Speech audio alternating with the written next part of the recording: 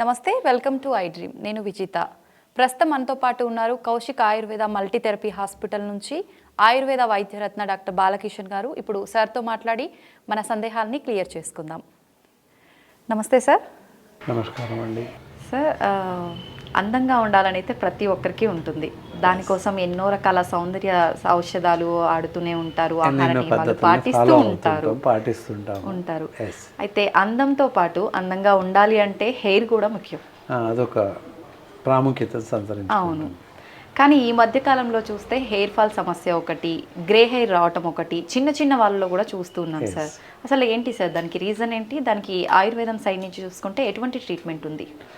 ఇది మామూలుగా చూస్తూ వెళ్తున్నట్టయితే మళ్ళీ తల్లిదండ్రుల వరకు వెళ్ళాల్సింది తప్పనిసరిగా. తేరుగా ఈ మధ్య కాలంలో ఎవరు తలకి నూనె పెట్టట్లేదు. నూనె అంటే అసలు ఏంటి అని అడుగుతున్నారు, ఎంతసేపు ఉంచాలి అని అడుగుతున్నారు. ఇంత పూర్వకాలంలో శిశువు జన్మించిన మరుక్షణం నుండి ప్రతి డే ఎవ్రీడే రాత్రి పడుకునే వరకు 6 గంటలకు సపోజ్ పిల్లోడు లేచినట్లయితే 5-6 గంటలకు లేస్తాయి. రాత్రి పడుకునే వరకు 8-9 గంటల వరకు కూడా తలకి అద్భుతంగా నూనె పెట్టేవారు. మినిమం అట్లీస్ట్ 8-10 టైమ్స్ 12 టైమ్స్ పెట్టేవాళ్ళు. ఎవ్రీ 15-20 మినిట్స్ హాఫ్ అన్ అవర్కి అట్లీస్ట్ అలా పెడుతూ వెళ్ళేవారు. 8 అవర్స్ 16 టైమ్స్.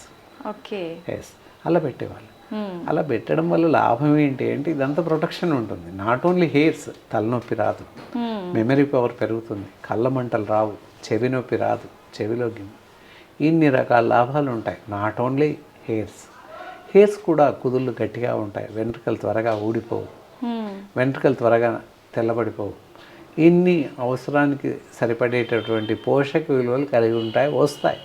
మెదడు ఎప్పుడు కూడా ఆయిల్ని కోరుకుంటుంది. అందుకే మెదడు చూస్తే జిగురుగా ఇట్లా స్మూత్ జారిపోతుందేమో అనేటట్టు ఒక రకమైన సెల్యులాయిడ్ ముద్దలాగా కనిపిస్తుంది మనకి. చూస్తుంటే మనం టీవీలు చూస్తాం, ఇలా ముట్టుకుంటే ఎక్కడ ఉడిపి మామూలుగా చూస్తాం కదా, వీటివి బ్రెయిన్ షీప్ బ్రెయిన్ కానీ వాటి చూస్తే మనం ఫిజికల్గా చూస్తే తెలుస్తుంది. అలాగే మనకి ఉంటుంది, స్మూత్గా ఒక రకమైనటువంటి నెయ్యి ముద్దలాగా కనిపిస్తుంటుంది. ఆయిల్ బాగా అవసరం వాస్తవంగా. అందుకే చిన్నపిల్లలకి నెయ్యితో అన్నం పెడుతూ ఉంటాం ఎవ్రీడే. కారణం ఏంటంటే మెమరీ పవర్ పెరుగుద్ది అని చెప్పేసి, అది విషయం. అలా అది ప్రధాన కారణం. అక్కడ లోపించింది. ఇప్పుడు ఏం చేస్తున్నారు, పిల్లలకి ఏ బేబీ ఆయిల్ ఒక నెల రోజులు బలవంతంగా 2 నెలలు పెడుతున్నారు, ఇంకా తర్వాత పెట్టట్లేదు. వీళ్ళకు తీరిక దొరకట్లేదు, పిల్లలకు తెలియదు, అయిపోయింది. అక్కడ మొత్తం దెబ్బతినిపోతుంది, రూట్ అంతా వెళ్ళిపోయింది. దానివల్ల హెయిర్ ఫాల్ రావడం, చిన్నపిల్లలప్పుడే అంధత్వం చూడడం, కళ్ళు చూపు తగ్గిపోవడం. దానికి ఇంకో కారణం కూడా ఉంది. ఈ మధ్య కాలంలో చిన్న పిల్లలకి వాడికి ఊహ కూడా తెలియదు, పక్క తిప్పడం కూడా రాదు. జస్ట్ 1 month 2 months హార్డ్లీ రాకముందే పిల్లోడు ఏడిస్తే ఫోన్ ఆన్ చేసేసి ఏదో మ్యూజిక్ వాడి తల పక్కన పెడతారు. So very less brain membrane చాలా తక్కువగా, చాలా పలుసగా ఉంటుంది పిల్లలకి. గ్యాస్ స్ప్రింగ్ పవర్ చాలా స్పీడ్గా వెళ్తుంది. మెదడు దెబ్బతినడానికి చాలా అవకాశాలు ఉన్నాయి. రేడియేషన్ కూడా వన్ ఆఫ్ ద రీజన్. మనం ఎప్పుడైతే సెల్ ఫోన్ పక్కన పెడతామో పిల్లలకి, రేడియేషన్ అంతా బ్రెయిన్ పైన, కళ్ళ పైన, చెవుల పైన ప్రసరిస్తుంది. అది కూడా ప్రధాన కారణం. ఇప్పుడు తీసుకోవాలి తప్పనిసరి, ఇంతకుముందు లేదు. పిల్లోడు ఇది పెడితేనే ఊరుకుంటాడంటే ఏ సౌండ్ చేసినా ఊరుకుంటారు. పూర్వకాలంలో అందుకే ఒక చిన్న గిలక్కాయలో ఊపితే గలగల అనేది అలాంటివి పెట్టేవాళ్ళు. అక్కడ కూర్చునేవారు, ఊపేవాళ్ళు. ఇప్పుడు ఆ ఓపిక లేదుగా, మనం ఎక్కడో ఉంటాం. ఆడ పెట్టేసి వెళ్ళిపోతే మన పని చేసుకోవచ్చు. ఫోన్ పిల్లోడిని ఊకోబెడతాం. అది రేపు పొద్దున ఏం చెప్తారు, ఫోన్ ఆన్ చేసేసి అందులో వీడియో చూపించడం, దాంతో కంటి చూపు పోతుంది. ఇవన్నీ ప్రాబ్లమ్స్ అనమాట. అంటే సెల్ ఫోన్ చాలా హార్మ్ఫుల్ అవర్ బాడీ అని అర్థమవుతుంది చిన్నపిల్లలకి. ఇది ఇస్తూనే ఉన్నారు అయినప్పటికీ. కాబట్టి పిల్లలకి దయచేసి ఫోన్ ఇవ్వద్దు. అంటే మెమరీ పవర్ తగ్గొద్దన్నా, సైట్ తగ్గద్దన్నా, వీటన్నింటికి ప్రధాన కారణం 50% ఏమో ఫోన్సే. అది చిన్నప్పుడు మనం ఆయిల్ పెట్టలే కనుక అది ఒక కారణం. 2 మూడవది ఆహారలోపం, పోషకాహారలోపం. ఎప్పుడైతే ఒక 1 month, ఒక 2-3 months వరకు, అట్లీస్ట్ కొంతమంది 1 year వరకు కూడా మామూలుగా మదర్ ఫీడ్ ఇస్తున్నారు. అదర్వైజ్ మదర్ ఫీడ్ ఇవ్వలేని పరిస్థితిలో కొంతమంది ఇవ్వట్లేదు, నాముషేను ఉన్నప్పటికీ ఇవ్వట్లేదు. So there is so many reasons is there.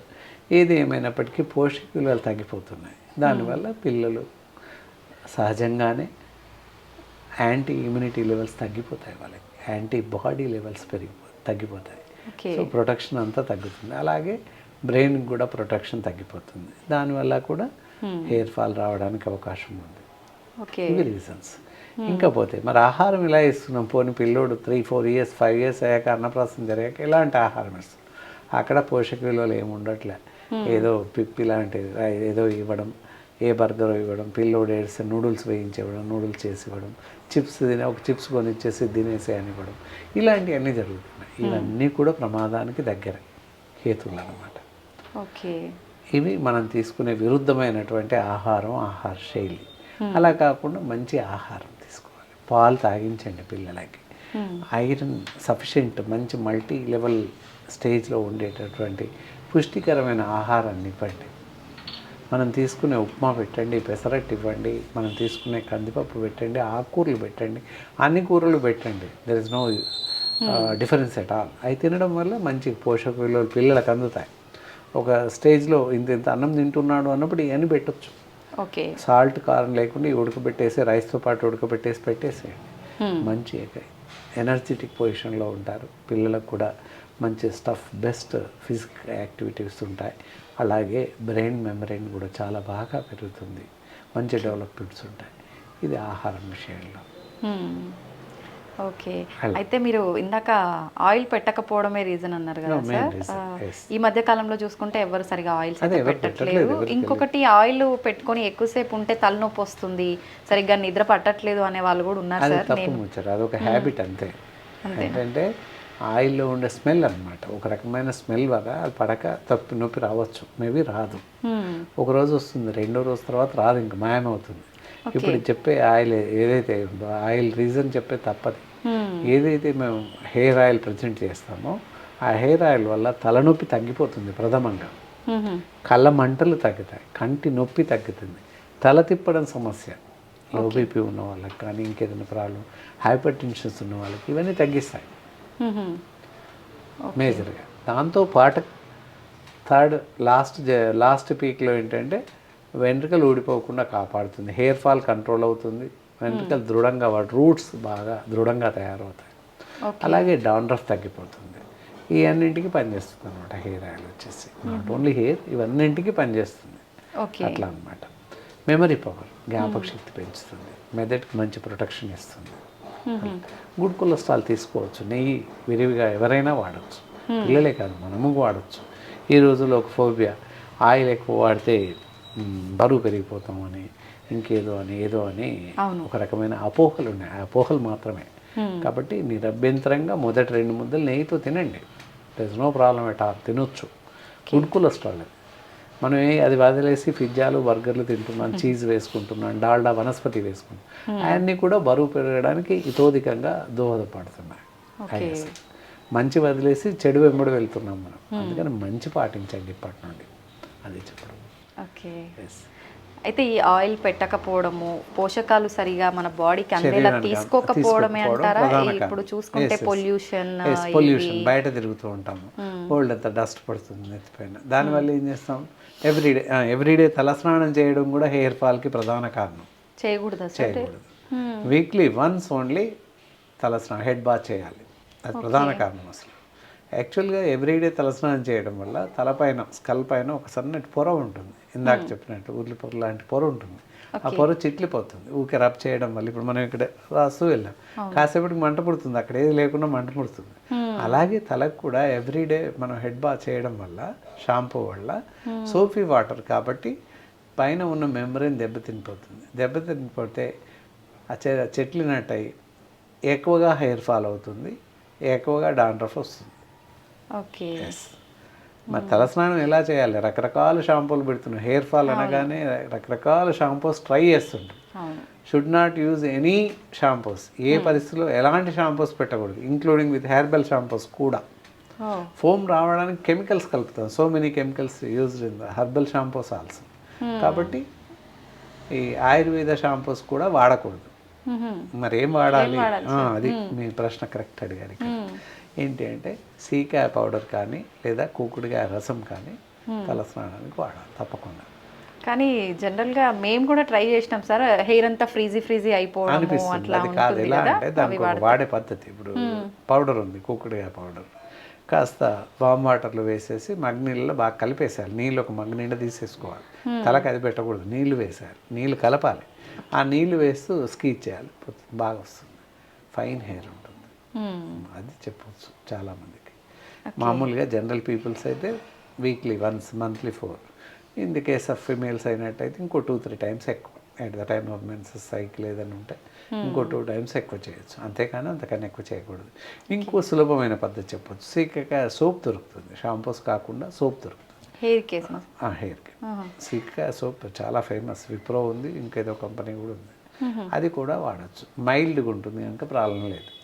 అందుకే డాక్టర్ చెప్తారు, బ్యూటిషియన్స్ కూడా మైల్డ్ షాంపూ వాడండి అని చెప్తారు.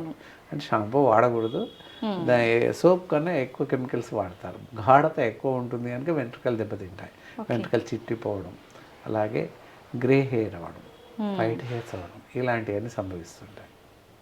తర్వాత ప్రధాన కారణం ఏంటంటే ఎక్కువగా షాంపూస్ వాడడం వల్లనే మెచ్యురేషన్ పీరియడ్ దెబ్బతింది. ఫిమేల్స్కి వచ్చినట్టయితే ఆడపిల్లల్లో ఇంతకు పూర్వం 15 years వస్తే కానీ ఋతుచక్రం మొదలయ్యేది కాదు. అవును. సో ఇప్పుడు వచ్చేసి 10 years, హార్డ్లీ 11 years. సో కారణం ఏంటంటే పుట్టిన మరుక్షణం నుంచి షాంపూస్ వాడుతున్నాం హెడ్కి, హెడ్ బాత్కి వాడడం వల్ల శరీరంలో ఉన్న అన్ని రకాల హార్మోన్స్ దెబ్బతింటున్నాయి, బ్యాలెన్స్ దెబ్బతింటుంది, మెలోనిన్ హార్మోన్ దెబ్బతింటుంది, కాబట్టి హెయిర్స్ ప్రాబ్లం వస్తున్నాయి. ఇంకా వేరే ఇన్సులిన్ హార్మోన్ దెబ్బతింటుంది చిన్నప్పుడే, షుగర్ వస్తుంది మధ్య వయసులో, ఇలా ప్రతిదీని హార్మోన్ల సమతౌల్యం దెబ్బతింటుంది. ఎల్ఎస్హెచ్, ఎఫ్ఎస్హెచ్, టెస్టోస్టెరాన్ ఇవన్నీ దెబ్బతింటున్నాయి. అందుకే ఋతుచక్రం ముందుగా వస్తుంది. అది కూడా పూర్తి హార్మోన్స్ డెవలప్ అవ్వవు, కొన్ని ఏవో డెవలప్ అయ్యి ఋతుచక్రం కనబడుతుంది కానీ పూర్తి స్థాయిలో రాదు. వచ్చాక 1-2 years వాళ్ళకి నెలసరి కనబడుతుంది, అసంబద్ధంగా ఉంటాం.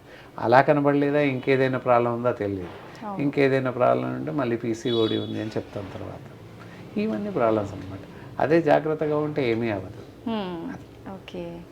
అయితే వన్స్ గ్రే హెయిర్ వచ్చాక, హెయిర్ ఫాల్ స్టార్ట్ అయ్యాక మనం ఫుడ్ విషయంలో ఎటువంటి కేర్ తీసుకుంటే అది స్టాప్ చేయడానికి ఛాన్స్ ఉంటుంది సార్? ఇంకా రాకుండా స్టాప్ చేయడం మీన్స్ ఇంకా పెరగకుండా ఇది కంట్రోల్ అవ్వడానికి అక్కడ మంచి ఆహారం, ఇందాక చెప్పినట్టు పాలు తాగండి, ఆకుకూరలు ఎక్కువగా తీసుకోండి, ఏదైనా లీవ్స్ అవ్వచ్చు, తోటకూర అవ్వచ్చు, కలగూర అవ్వచ్చు, ఇంకా చుక్కకూర అవ్వచ్చు, బచ్చలా కావచ్చు, ఏదైనా అవి తీసుకుంటూ టమాటో అన్ని కూరలు తినచ్చు. ఆకుకూరలు ఎక్కువగా తీసుకోవాలి, అంటే పాలు పళ్ళు ఎక్కువగా తీసుకోవాలి, గుడ్లు తీసుకోవచ్చు మామూలుగా. ఇటు హెయిర్ సైడ్ వస్తున్నాం కనుక ఇవి ఎక్కువ తీసుకోవచ్చు. అందుకే చెప్తారు కదా జనరల్గా ఎగ్తో ఇది మెల్ట్ చేసేసి తలకు పెట్టండి బాగుంటుంది అని చెప్తారు. అట్లా హెయిర్ ప్యాక్స్ వర్కౌట్ అవుతాయా సార్? పెట్టొచ్చా? కొంతవరకు అదేంటంటే చేయవచ్చు.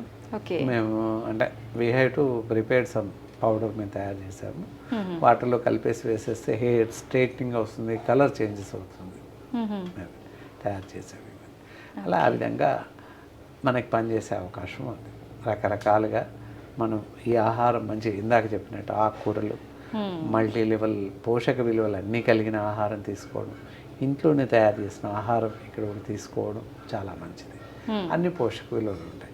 ఫ్రిడ్జ్ చేసిన ఆహారం తినొద్దు, కంపల్సరీ అనమాట. ప్రతి జబ్బుకి కూడా ప్రధాన హేతువులు అవే అవుతాయి. ఫ్రిడ్జ్ స్టేటస్ కోసం పెట్టుకున్నాను తప్ప అందులో పెట్టినవి తినకూడదు. ఏవి రాత్రి మిగిలిపోయిన ఆహారం అందులో పెట్టుకుని ప్రొద్దున తినడం, ప్రొద్దున తయారు చేసింది అందులో పెట్టుకుని మళ్ళీ ఇంకా తప్పేం చేస్తామంటే ఫ్రిడ్జ్లో పెట్టాక తినేటప్పుడు ఏ రసమో సాంబారో ఉంటే చల్లగా ఉందని మళ్ళీ రీహీట్ చేస్తాం, అప్పుడు పూర్తి విషంగా మారిపోతుంది. కొన్ని ముక్కలు, కూరగాయల ముక్కలు అవ్వచ్చు, ఉల్లిపాయ ముక్కలు అవ్వచ్చు, ఏవైనా మిగిలిపోతే కట్ చేశాక మిగిలిపోతున్నాయని మనకు అనిపిస్తుంది, అలాగే ఫ్రిడ్జ్లో పెట్టేస్తాం. ఆ మిగిలిపోయిన ముక్కలు ఫ్రిడ్జ్లో పెట్టి మళ్ళీ వాడడం చాలా ప్రమాదం అనమాట. విషాహారం కింద మారిపోద్ది అప్పటికిప్పుడు, విషం మాత్రమే తింటున్నట్టు లెక్క. అది కూడా హెయిర్ సైడ్ పనిచేయచ్చు, బ్రెయిన్ పైన పనిచేయచ్చు. అయితే మనం ఆయుర్వేదం సైడ్ వస్తే ఇప్పుడు ట్రీట్మెంట్ ఏమైనా ఉందా సార్? దానికి మెడిసిన్ యూజ్ చేయాలా? మీరు చెప్పినట్టు ఆయిల్ వాడితే సరిపోతుందా? మంచి మెడిసిన్స్ ఉన్నాయి, డిపెండ్ ఆన్ ద పేషెంట్ జనరల్గా పర్సన్ కండిషన్ ఎలా ఉంది, ఏంటి, ఐరన్ లోపమా లేకపోతే ఇంకేదైనా లోపం ఉన్నాయా అనేది చూడాలి తప్పకుండా. ఏంటంటే రక్తహీనత వల్ల కూడా హెయిర్ ఫాల్ ఉంటుంది సహజంగా. ఓకే. రక్తహీనత ఉందా లేదా అని ఫిజికల్గా చూస్తాం. జనరల్గా ఏంటంటే హెయిర్ ఫాల్ అవుతూ ఉంటే టకటక మెడిసిన్ వాడేస్తుంటారు, అదే ఆయిల్ వాడుతూ ఉంటారు, షాంపూస్ వాడుతుంటారు, ఆ రెండు చేస్తుంటారు జనరల్గా. అయితే ఇక్కడ ఏంటంటే బెస్ట్ ఆఫ్ బెస్ట్ ఆయిల్ ఉంది, ఆయిల్ తప్పకుండా వాడాలి. ఎలా వాడాలి? ఎవ్రీ డే కంప్లీట్ డే ఉండాలి. మార్నింగ్ పెడితే ఈవినింగ్ మళ్ళీ రేపు మార్నింగ్ వరకే. అంటే జనరల్గా ఆయిల్ పెట్టగానే ఎంతసేపు ఉంటుంటారని అడుగుతారు మమ్మల్ని పేషెంట్స్, ఎందుకంటే మేము రెగ్యులర్గా చూస్తున్నాం. అలా కాకుండా ఎవ్రీడే మార్నింగ్ ఆయిల్ పెట్టేసేయాలి తలకి, పెట్టేసేసి ఇంకా అలాగే ఉంచేసేయాలి. నెక్స్ట్ డే మళ్ళీ మార్నింగ్ కూడా అలాగే పెట్టేస్తాం. అంటే ఎవ్రీడే ఆయిల్ పెడుతూ వెళ్ళాలి తప్పనిసరిగా. తలనొప్పిగా ఎక్కువ ఉన్న పరిస్థితుల్లో ఒకవేళ శిరోవేదన తలనొప్పి ఉన్నట్లయితే సాయంత్రం కూడా పెట్టుకోవడం చాలా మంచిది. అలా చేస్తే తలనొప్పి తగ్గుతుంది. జనరల్గా 1 టైం పెట్టినా కూడా తలనొప్పి తగ్గుతుంది, హైపర్ టెన్షన్ తగ్గుతుంది, కళ్ళ మంటలు తగ్గుతాయి, కళ్ళ నొప్పి తగ్గుతుంది, తల తిప్పడం సమస్య తగ్గుతుంది. అలాగే హెయిర్ ఫాల్ కంట్రోల్ అవుతుంది, గ్రై హెయిర్స్ నుంచి బయటపడతాము. అండ్ యాజ్ వెల్ యాజ్ చుండ్రు డాండ్రఫ్ రావడం తగ్గిపోతుంది. ఇవన్నింటికి కూడా ఒకే ఒక ఆయిల్ ఇక్కడ శ్రీ కౌశిక్ హెయిర్ ఆయిల్ అని ఉంటుంది. ఇది ఇద్దమిద్దంగా రెగ్యులర్గా వాడుతూ ఉన్నట్లయితే తప్పకుండా హెయిర్ ప్రొటెక్షన్ అనేది ఉంటుంది. ఈ విధంగా వాడుతూ ఉంటే బెటర్ అనమాట. ఇందాక చెప్పిన ఆహార పదార్థాలు వాడుతూ ఇచ్చేసేయచ్చు. ఒక జనరల్ స్టేజ్ ఏంటంటే పేషెంట్ చెక్స్. జనరల్గా హెల్త్ ఇబ్బంది ఉందా, ఇంకేమైనా ఉన్నాయనేది చూడాల్సిన అవసరం ఉంటుంది. ఆయిల్ మాత్రం పెడితే ఇవన్నీ సమసిపోతాయి. అప్పటికే ఏదైనా ప్రాబ్లం ఉంటే మమ్మల్ని సంప్రదిస్తే జనరల్గా ఏంటి అసలు వాట్ ఈస్ ద రీజన్ ఏంటి అని కనుక్కొని దీంతో పాటుగా మందులు ఇవ్వడానికి అవకాశం ఉంటుంది. ఓకే. ఎస్. నమస్తే సార్. నమస్కారం అండి.